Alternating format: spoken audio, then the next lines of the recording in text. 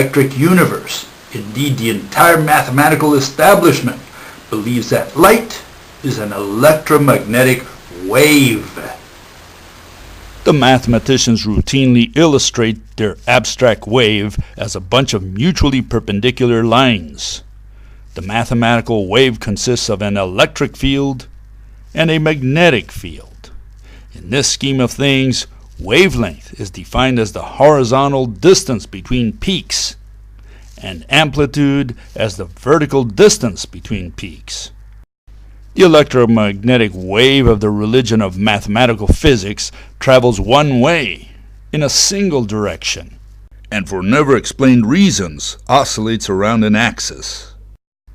Frequency is defined as the number of peaks per second. Physics, however, is first and foremost the study of objects. We cannot do physics without objects. What would there be to study? What would there be to see? What experiment can you run without an object? Even thought experiments are done with images. Unfortunately for our misguided mathematicians, there is no object in physics called a wave. Wave is not what something is, but what something does. The wave of mathematics is not a noun, but a verb. Likewise, there is no object in physics known as a field. The word field is also a concept, and as such, it doesn't belong in physics as a physical object.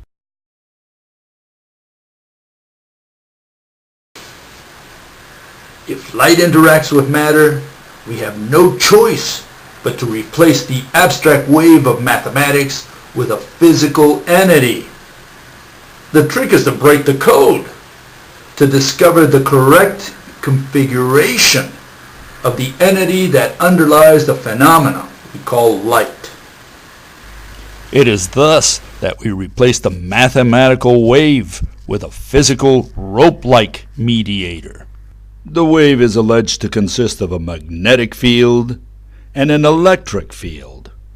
The physical electromagnetic rope is comprised instead of a magnetic thread and an electric thread. The wavelength of mathematics now becomes the length of a link, and the rope's amplitude is given by the height of the threads. The anti-parallel threads of a taut rope have no choice but to coil around an imaginary axis. Whereas mathematical waves travel in a single direction, torsion along the rope travels in both directions simultaneously. The rope and the wave come to a head when trying to explain physical phenomena. For instance, the mathematical establishment has no idea what physically restrains light to a constant speed as specified by its very own wave equation. Why does frequency go up when the wavelength goes down and vice versa? Here we have 6 waves, each 1 centimeter long, passing a given point in 1 second. What physical reason is there for the frequency to drop to 3 waves per second when wavelength increases to 2 centimeters? What physically prevents both the wavelength and the frequency from increasing so that light can travel faster? Under the rope model of light, the longer you make the links, the fewer links you can fit in any given length of rope. The rope model justifies why frequency and wavelength are inversely proportional and why light is a constant. Maxwell's equation is the equation of a rope. The mathematicians also have no clue why the speed of light is independent of the speed of its source. The reason so many mathematicians today still search for speeds faster than light is that they see no reason why the 2 speeds shouldn't be added. Logic would suggest that the light is travelling at the speed of light from the torch, but then I need to add on the 140 miles an hour that the train is going. Under the rope model, when an atom is approaching another one, it reels in the electromagnetic threads which now form part of its body. An atom slides along any given rope like a bead on an abacus. This is how Mother Nature secretly does this magic trick. Under the rope model of light, there is no mystery as to why the speed of light is independent of the speed of the source. To make matters bleaker for the quantum wave, an atom allegedly manufactures light when the electron bead quantum jumps. This signal, energy, radiation, or whatever, travels off to nowhere and comes from nowhere. A pertinent question then is whether a wave manufactured in an atom of the Andromeda galaxy travels like a sailboat through the cosmic ocean all the way to Earth, or extends from there all the way to here. Where does the mathematical wave begin? Where does it end? Under the rope model, an atom in the Andromeda galaxy is permanently bound to any atom comprising the solar system. The electromagnetic rope interconnects any two atoms in the universe.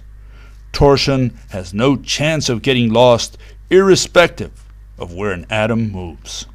Whereas quantum mechanics proposes that atoms are discrete independent entities, the rope hypothesis proposes that all atoms in the universe are interconnected.